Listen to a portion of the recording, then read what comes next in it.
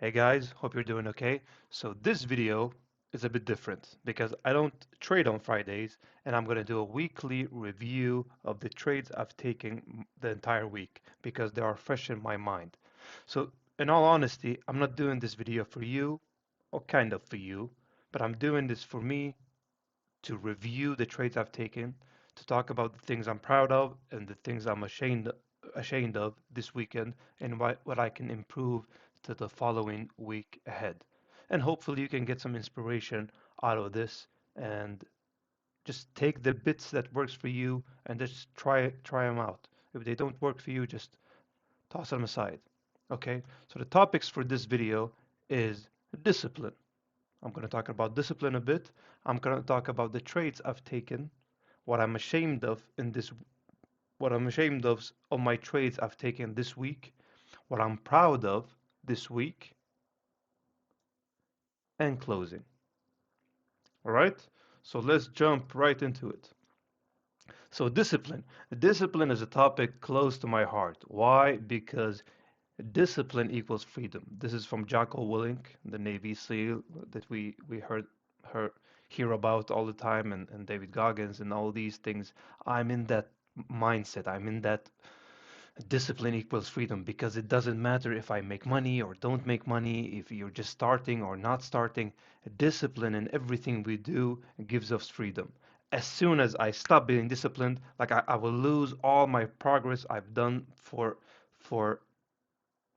10 years because without discipline we need to have discipline in our health to to control ourselves what to eat and not what not to eat, right? To stay disciplined in our marriage, like I to be able to not freak out on your spouse and say things that you don't mean. That creates a different kind of discipline in our trading, how we act in the way we trade. So discipline is a part of our character in everything we do. So it doesn't matter how successful or how not successful you are, it's all subjective. But discipline, there's no ending to it. And this is one of the quotes I found. You are never out of the fight. There is never an out of the fight. Out of the fight is when you're dead. That's my perspective. That's my mindset going through this. So I even have discipline so close to my heart. I even give a speech about it in my wedding.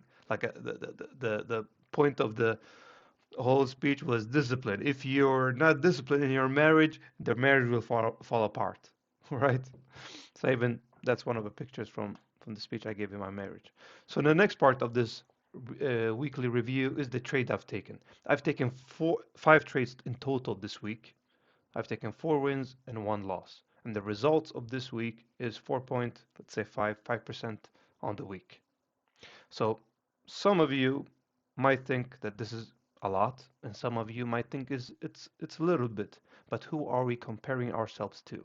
I'm comparing myself to my last week's self. I'm not I'm not I'm looking at my own progress because there's a book called Winning. I don't remember the author's name, but there's a book called Winning, and he says that we can be a winner today if we just compete with our yesterday self. You can just improve 1% more than you were yesterday because that will make you a winner. You're winning over the past you because if we compete with other people, we will never win because there is always somebody who has more, has done more, have more, and earns more, and we will never win, no matter what level we get. So comparing myself to myself, I'm a success. I'm successful because I'm winning over my yesterday self. So trades I've taken. Topics of this video. So what am I ashamed of this week? What am I what am I ashamed of the trades I've taken this week? Let me share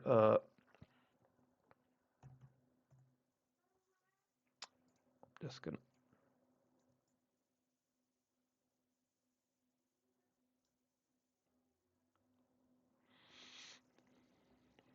now you can see it, right? All right. Okay. So this is, you know what? This is getting so we're not focused. I'm not focusing on making it perfect, but you get the point. Okay, so on Monday, I I took a trade during the London session, and this is what happened. Let me explain it to you, and this is what I'm ashamed of. I'm gonna go through it with you. So I took a trade. This is usually how I trade. I took a trade right here, and I saw it. My trend was bearish, and I took it from the breakup structure and fair value gap and liquidity sweep and all these things. But the thing I'm ashamed of is that I took way too quick of a profit. I usually don't take my profit on this area like right here. I usually take them on the liquidities, on the 15-minute liquidity and on the 1 hour liquidity. So this first take profit, when it hits take profit, I move my stop loss to break even. But this take profit shouldn't be right there. It should be right here. And this take profit should be on this area right here. So even though this was a 1 to 4 or something like that, a risk reward, even though, but I usually don't take profits on this area. And I assume that I'm just being transparent and real with you. Fear swept in. I saw that there was a liquidity on a 1 hour right here, and I know that the market is going to take out. The market is craving for higher time frames liquidities, right? So when they so there's a high probability for it to go down, do a pullback, take out some liquidity like this, not this one, and then reverse back up, take out this higher time frame liquidity, and then continue down. So the mistake I did was to let my emotions get to me and take way too quick of a profit. Then again, this is a one risk reward 1 to 4 or something like 1 to 3.92 or something. I don't know exactly, but it was 1 to 4. So the reward was good, but the execution needs to be better. That's one of the things I'm ashamed of that I did this week. On the New York session on the Monday, um, same thing here. So I took a reversal fair value gap because my main trend was bearish. I was bearish on the New York session, and I waited for a breakup structure. So it didn't give me a breakup structure to the downside. Didn't give me a clear breakup structure to the downside. I don't like these breakup structures. So what did I do? I waited for it to react to the fair value gap, and it didn't react as I wanted to. It gave me an invalid fair value gap, a reversal in the fair value gap, meaning it's continuing, it's reversing the trend. So I took a long risk reward, a short trade, short, long risk reward 1 to 1 trade right here. The thing that bothered me was when these areas is just about to hit these, like I don't know what's worse, being so close to take profit and it takes you out, or you're not risking enough because you're so certain that you're in a winning position. So because I was so close to and I knew for certain that this liquidity on a 1 hour was getting swept because there is where the money lies for the banks and institutions. But I didn't let it play out to take out my profit. Like, did you see how I analyze my own mindset going through this? Like, I'm disappointed in myself by not by I closed the position manually. I don't usually do it to close the position manually. I just mark out my take profits in MT5 and I let the market go to my take profits. I I'm not gonna say never, but the majority of the time I let them go to my take profits. I let the price action go to my take profits, and I'm not taking it myself, closing it myself. So in this area, because it was way too close one time, it went down, it was close again. This is where I took my profit in this area right here. I closed my position because I thought, you know, I don't want to get through this emotion right now. I'm not feeling strong enough right now, so let me close it and take a 1 to 1. My main goal for this was take a 1 to 1. It was not really a 1 to 1. It was a 1 to 9.5 or something like that. It was not 1 to 1. And that little bit disappoints me because it makes me um, think about like I'm not trusting the entry I took. So why take it from the very beginning, right? So that's one of the things that I'm ashamed of. And the other thing is what I'm proud of my performance this week in my trading. What am I proud of this week? So in Tuesday on the New York session, my trend was bearish. Because my trend was bearish, I waited for a liquidity sweep, all these confluences, liquidity sweep, break of structure, fair value gap, and it gives me a tremendous reaction to the downside with it taps in with a bullish candle into the fair value gap, and it gives me a bearish candle pointing out that's indicating that the market is going bearish, right? And because we have a high time frame liquidity right here, the market is more likely to go up, take out this liquidity because we are reversing for a 50-minute liquidity sweep. The markets want to go up, take out the high time frames liquidity and drop back down. So I took this trade, and I'm happy with this trade. I really am, and I'm happy with trades that I get stopped out in about a couple of minutes. I don't want to be sitting in a drawdown or in the stop loss area for 20 minutes, and I don't know I don't know what's happening, and then it takes me out. So I'm better equipped and I'm more proud of or happy with these trades that's taking me out quickly. Luckily, I didn't risk my proper risk on this trade. I lowered my risk because I was hesitant and really I didn't want to risk the capital I've gained so far by taking these kind of trades where there's liquidity that might be swept and meaning might take me out. So when I took this trade, I get stopped out. I put it in the group, and one of the students commented, "The trend is bullish. You're going short." And this directly got into my mind, and I did a checklist. Like, what is my technical analysis saying? Because these things affect my decision making, and I don't want to I don't want to take in other people's decisions or analysis to affect my analysis. So this is what I'm proud of, is that I continued to believe in the analysis that I did because I was so certain of it based on the checklist I've done, and just is the trend correctly? Yes. Is this correctly? Yes. Is this correct? That's fine. If this is correct, it doesn't matter what anybody says. Even if I lose on the trade, I stuck to my own rules, to my own principles, and I held the integrity to the checklist that I've created. So this is the same day. This is like 10 minutes after or something, 3 minutes, 4 minutes after. So the same thing happened. This is here.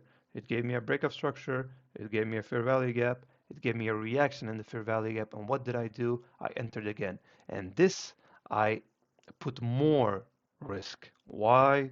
Because the stop loss was about six six pips or something like that. It was very slow, a very tight stop loss, and tight stop loss in these areas where it's done a break of structure one time and it's done a reaction of the fair value gap one time like this, and it took me out. It's more likely to not go up and take out the liquidity. Like, I'm saying this from experience because I've experienced this so many times. So that's why I risked more on this position, not because I wanted to revenge trade, because the entry was so nice. The position or the price action was looking so good that I couldn't not add more to the risk.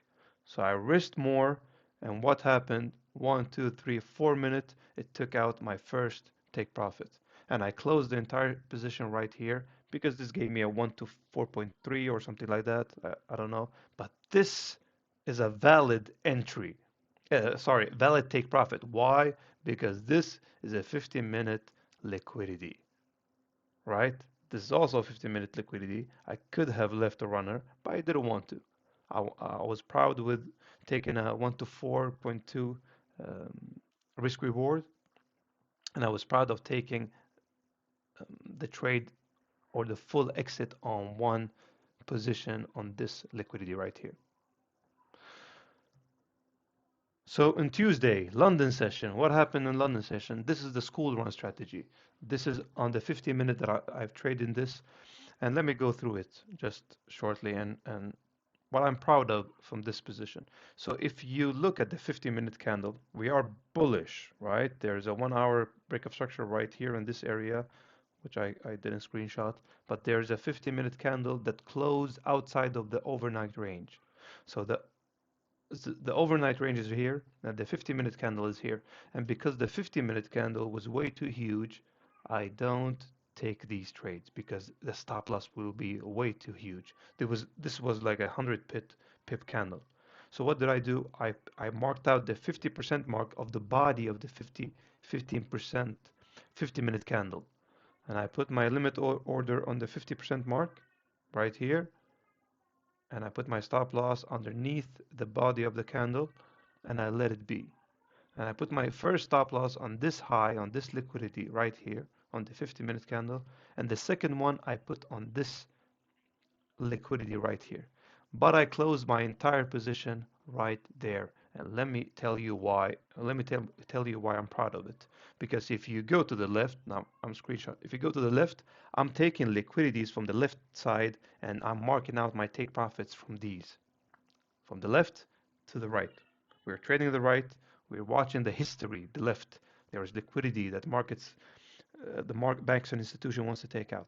So because this area looked like this, you see the gap that's happening right here.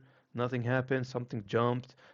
News happened. I don't know. This is way too far in the past. So I took my take profit right here, but so much uncertainty went through this that it made me be happy with exiting the position right here and take a 1 to 8 or something like that in risk reward and closing my entire position right here because it's so uncertain this area of taking profit, right?